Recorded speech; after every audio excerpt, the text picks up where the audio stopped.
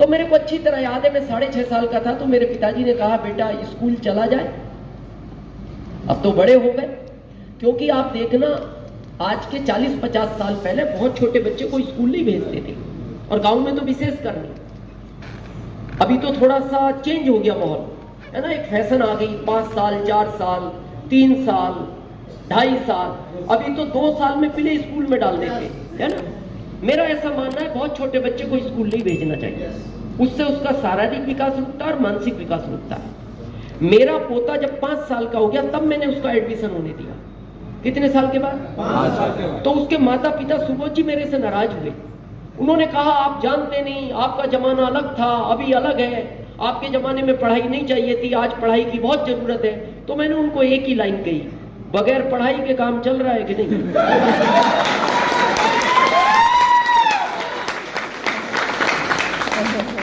ये कितना भी बड़ा ऑफिसर बन जाए, ये मेरी बराबर पैसा नहीं कमा सकता, ये कमा ही नहीं सकता। ये कितना भी बड़ा ऑफिसर बन जाए, ज्यादा ज्यादा क्या होगा, इसको ज्वाइन करेगा 75,000 सैलरी हो जाएगी, 1 लाख हो जाएगी। तो 1 लाख तो मैं टैक्स देता हूं महीने का गवर्नमेंट को, तो ये क्या करें? तो जो भी कारण रहे, तो मेरे को स्कूल ले जाया गया 6.5 साल की उम्र में। तो आप देखना उस समय स्कूल में एडमिशन नहीं हुआ करते थे, उस समय के कुछ बुजुर्ग बैठे हैं यहाँ, उस समय भर्ती कराया जाता था बच्चे को। हाँ, भर्ती, दाखिला होता था। और उस समय प्रिंसिपल नहीं हुआ करते थे, स्कूल में हेड मास्टर हुआ करते थे। तो मेरे फादर ने मेरे को ले जाके कहा हेड मास्टर साहब को, ये मेरा बच्चा है, इसको ठीक से पढ़ाना, और मैं इस गांव का मुखिया हूं। समझ गए? Yes. उनका कहने का मतलब ये था इनडायरेक्ट कि स्कूल पढ़े ना पढ़े, ये बच्चा पढ़ना चाहिए, क्योंकि मैं यहाँ का मुखिया हूं। और फिर उन्होंने अगली लाइन कही कि अगर ये पढ़ने में ठीक हो तो इसको हर साल क्लास बदलवा देना, और ये पढ़ने में कहीं कमजोर लगे तो इसको एक ही क्लास में 1 साल और रख के फिर इसको क्लास बदलवाना। तो हेड मास्टर साहब ने मेरे को 10वीं तक 18 साल पढ़ाया। हो सकता है मेरे पिताजी की बात उनको अच्छी लगी हो, जो भी कारण रहा। 18 साल के बाद उन्होंने गांव में खबर भिजवाई किसी के साथ कि मुखिया जी को भेजना, यानी मेरे फादर को। मेरे फादर को बुला के हेड मास्टर साहब ने कहा, या तो आप इस बच्चे को इस स्कूल से ले जाओ, या फिर ये स्कूल हम यहां से ले जाएं। ये ताली बजाने लायक बात नहीं है। ये आपको पता है मेरे पिताजी की इनडायरेक्ट इंसल्ट थी,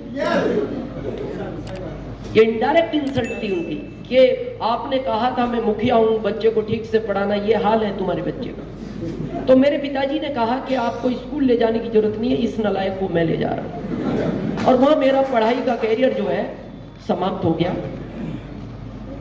मैंने मेरी माँ को कहा क्या करें। मेरी माँ ने कहा बेटा खेती तो तू कर नहीं पाएगा, क्योंकि खेती में थोड़ा सा मजबूत आदमी चाहिए। अभी तो मैं थोड़ा न्यूट्रिशन खा के ठीक हो गया, पहले मैं बहुत कमजोर था, मतलब इतना कमजोर था, आप एक लाइन में ये समझ सकते हो कि जब बहुत तेज हवाएं चलती थी तो मेरी माँ बाहर निकल के देखती थी बच्चा बाहर तो नहीं खेल रहा, और जब उसको मैं बाहर नहीं दिखता था तो उसको लगता था कहीं ना कहीं सेफ है।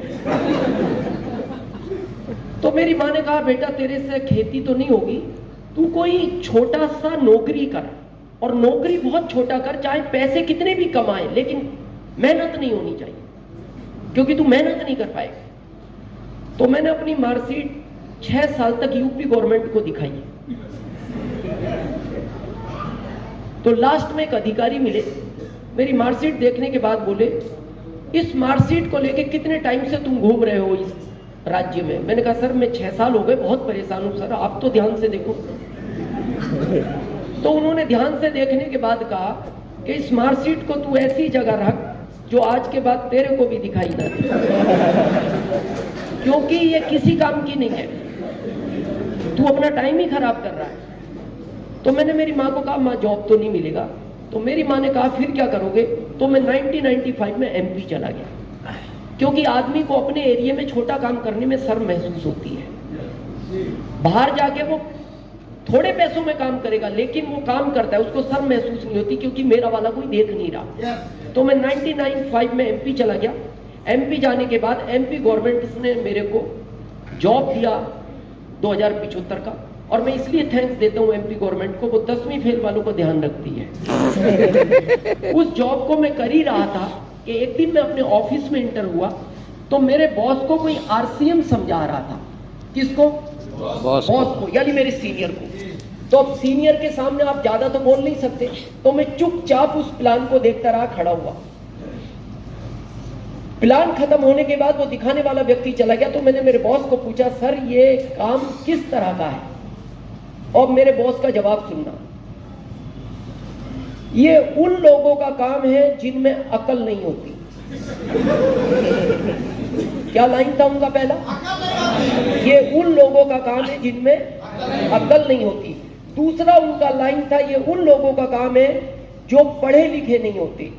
तीसरा उनका लाइन था, ये उन लोगों का काम है जिनके पास कोई काम नहीं है। चौथा उनका लाइन था, ये उन लोगों का काम है जिनकी घर में कोई वैल्यू नहीं है। पांचवी उनकी लाइन थी, ये उन लोगों का काम है जिनको रिश्तेदारी में कोई बुलाता नहीं। और आखिरी लाइन उनकी ये थी, ये काम तू कर सकता है।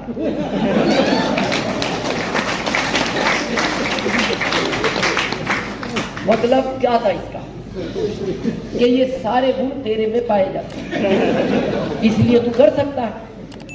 तो मैंने उनको जवाब दिया, हाँ सर मैं करूंगा, और मैंने किया उसी समय स्टार्ट। लेकिन आपको आश्चर्य बताऊं, 3 साल पहले वो भी ज्वाइन हुए।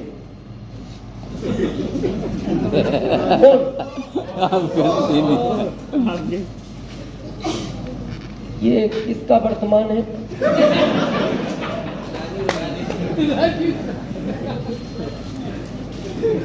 थोड़ा ध्यान रखें, जिसका भी वर्तमान में, ये आपका भविष्य बिगाड़ सकता है और कुछ नहीं। थोड़ा सा प्लीज अगली रो वाले ध्यान रखें। तो 3 साल पहले वो ज्वाइन हुए सुबोध जी, तो मैंने उनको वो लाइनें याद दिलाई। मैंने कहा सर आरसीएम ज्वाइन तो कर रहे हो, लेकिन ये उन लोगों का काम है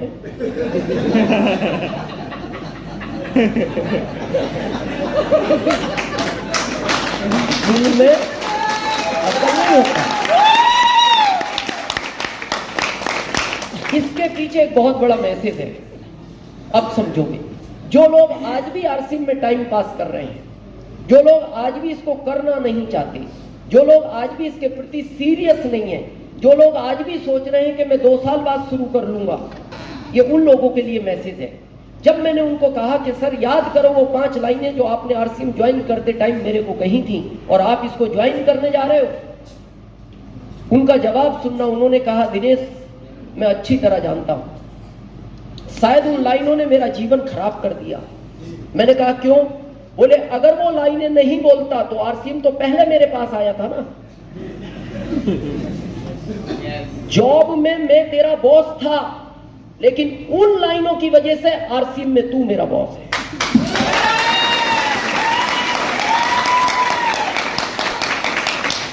अगर मैं वो लाइनें नहीं बोलता तो मैं आरसीएम में भी तेरा अप्लाइन होता, जबकि आरसीएम में आज तू मेरा अप्लाइन है और जॉब में मैं तेरा अप्लाइन था। अब उनके और मेरे बीच में 17 साल का गैप है। मेरी आईडी यहां है, उनकी यहां। अब ये गैप 17 साल का पूरी जिंदगी भर रहेगा, पूरी जिंदगी रहेगा, और ये उनको हमेशा तकलीफ देगा कि ये ऐसा क्यों हुआ। तो आप इस गैप को मत लेना कभी, नहीं तो आने वाली पीढ़ियां। अभी सरवन जी एक बात कह रहे थे, इस बिजनेस को करने का कारण होना चाहिए, क्यों करना है। मैं बताऊं कारण क्यों करना चाहिए। जो लोग आज भी सोच रहे हैं, बहाना बनाते हैं, सब ठीक है मेरी लाइफ अच्छी चल रही है, कोई अच्छी नहीं है। आप अपने परिवार से तो पूछो, वो आपके साथ रह के लाइफ अच्छी निकाल रहा है कि नहीं। आपकी अच्छी चल रही है उससे मतलब नहीं है। एक कड़वा सच है, लेकिन है सच। अगर आपकी इजाजत हो तो मैं कहूं, देवघर वालों कहूं, इस भारत में 80% महिलाएं आज भी अपने पति के साथ इच्छा से नहीं मजबूरी में रहती हैं।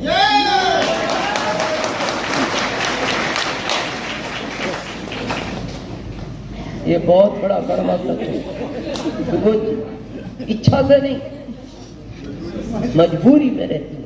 और फिर आप कह रहे हो क्या जरूरत है आर सिंह की? अरे उस पत्नी से तो पूछो। और क्यों रहती है? भारत के संस्कारों में पली है।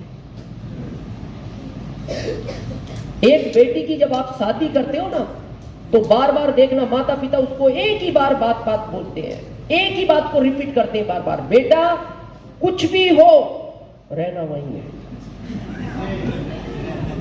इसलिए वो रहती है, वो मजबूरी है उसकी, क्योंकि माता पिता ने बोल दिया कुछ भी हो रहना वहीं है। अगर उसको शादी के टाइम ऑप्शन दे दिया जाता कि जब तक अच्छा लगे रहना, नहीं लगे तो छोड़ के बाहर आना। आपको क्या लगता है आप में 80% लोग सिंगल होते हैं? और ये पता है मैं बात क्यों कह रहा हूं? मैं भुक्तभोगी हूं।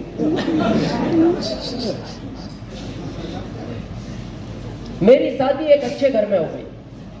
यू नो अच्छा घर, पैसे वाला। यानी जब मेरी पत्नी का जन्म हुआ तो जब उसकी आंख खुली तो उसके घर में कारें थी और बंगले थे।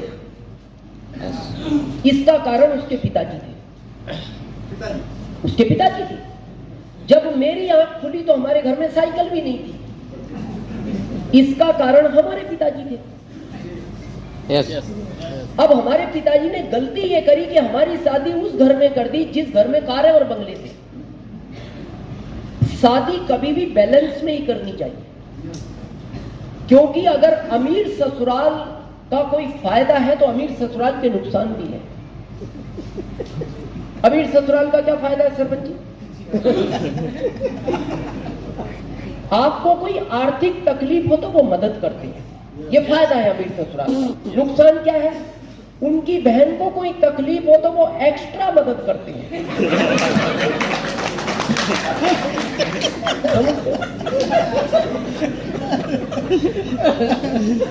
इसीलिए कभी भी अगर गलती से अमीर ससुराल मिल जाए तो वो पास में नहीं होनी चाहिए, वो डिस्टेंस से होनी चाहिए, दूरी होना चाहिए। पता है क्यों?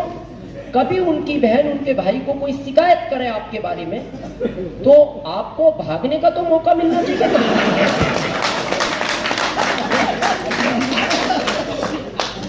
इसीलिए मैंने भविष्य देखते हुए राज्य बदल लिया। ससुराल मेरी यूपी की है और मैं शिफ्ट हो गया एमपी, 1500 किलोमीटर दूर। जो लोग इसमें टाइम पास कर रहे हैं मैं उनके लिए कहना चाहता हूं, मैंने आरसीएम में टाइम पास नहीं किया। मेरा रिकॉर्ड पूछना आप कंपनी से। मैंने जब आरसीएम शुरू किया मेरे पहले महीने की इनकम थी 416। प्रोडक्ट कितने थे?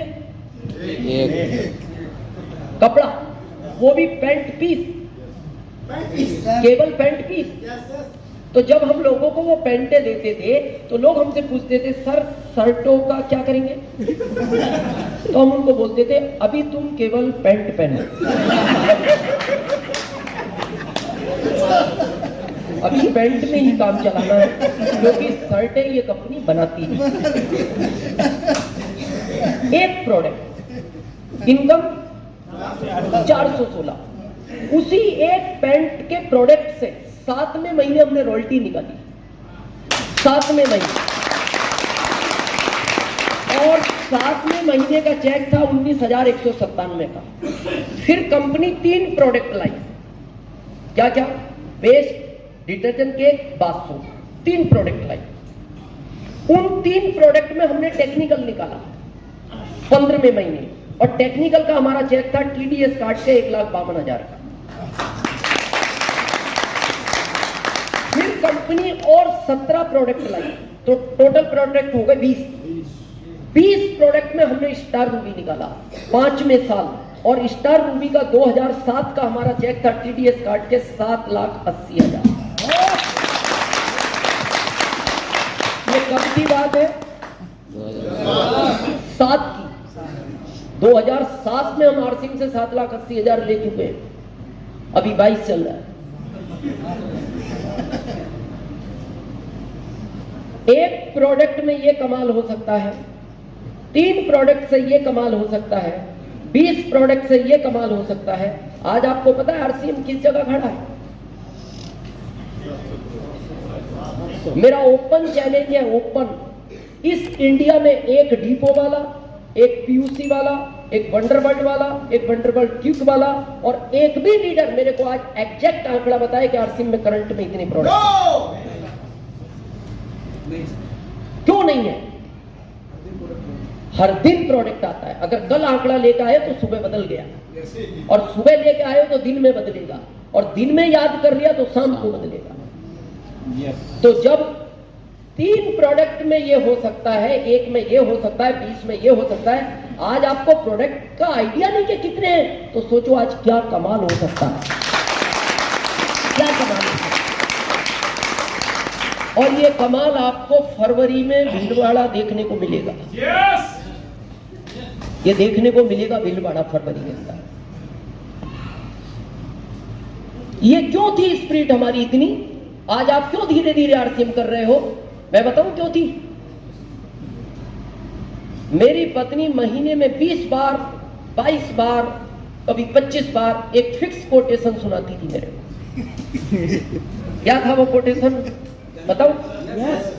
अपने आप को सौभाग्यशाली समझो, मैं आपके साथ रहती हूं।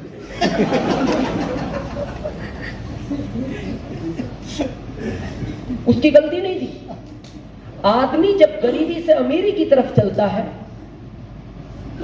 तो वो खुश होता है, लेकिन जो आदमी अमीरी से गरीबी की तरफ जाता है उसको तकलीफ होती है। तो मैं अपने जीवन में खुश ही इसलिए था, मैं तो नीचे से गुजर जा रहा था।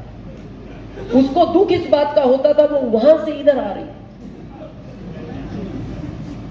जिसके घर में कार बंगले, वो 2075 सैलरी में साथ में रह रही, तो वो एक ही बात बोलती थी, अपने आप को सौभाग्यशाली समझो, मैं आपके साथ रहती।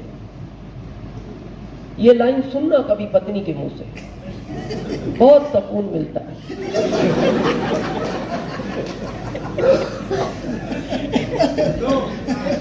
दर्द करती है, दर्द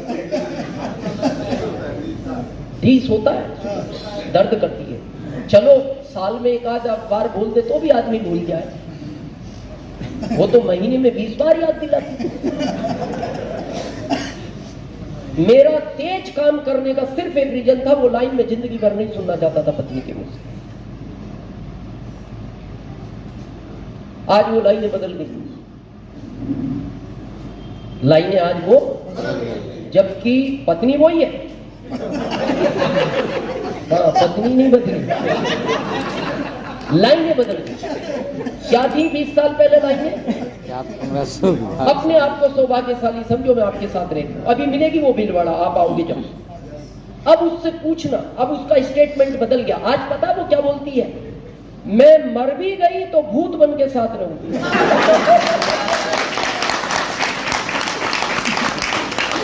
क्यों भाई, बन क्या?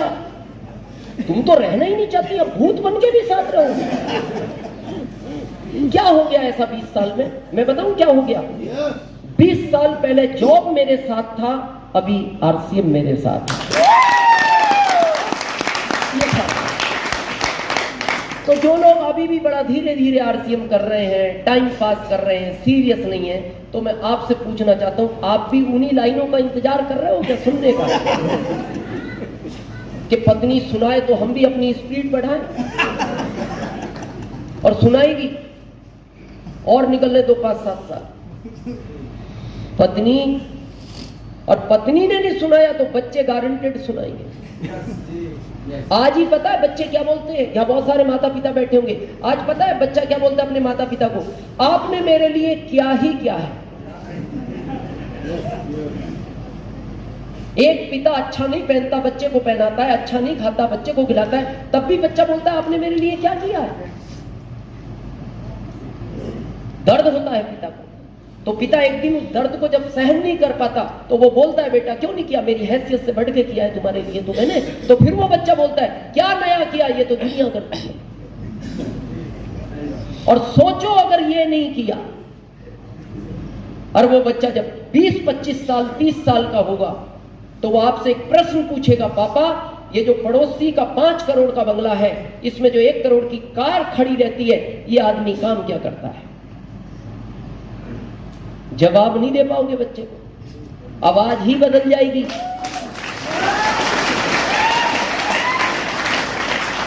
जिस बिजनेस में अभी बड़ा धीरे धीरे काम कर रहे हो ना, इसका भी नाम ठीक से नहीं ले पाओगे। जब वो बच्चा कहेगा पापा ये क्या कर रहे, तो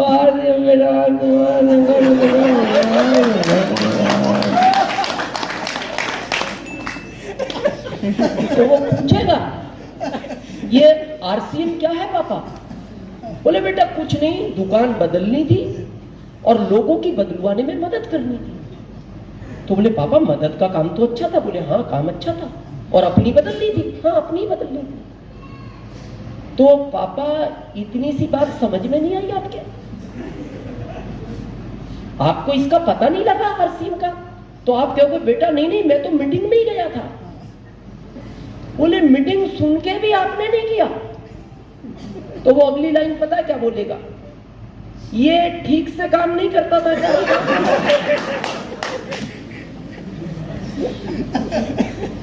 ये काम नहीं करता तभी तो नहीं किया आपने।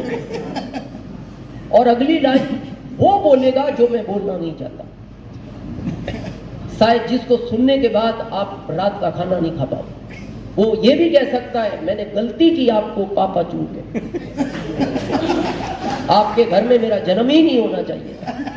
दुनिया समझ गई, आप नहीं समझे। जिसमें कुछ लगना नहीं था, केवल बात ही करनी थी लोगों से। तो मैं आपसे सिर्फ एक बात कहना चाहता हूं, काफी टाइम के बाद मैं देवघर आया हूं और हो सकता है मैं वापस कब आऊं, क्योंकि ये सिस्टम जिंदगी भर करने का नहीं है। ये 5 साल का कोर्स है। मैं महीने की 48 मीटिंग करता था शुरू के 5 साल तक। कितनी? महीने की 48। अभी मैं साल की 48 करता हूं। अभी कितनी?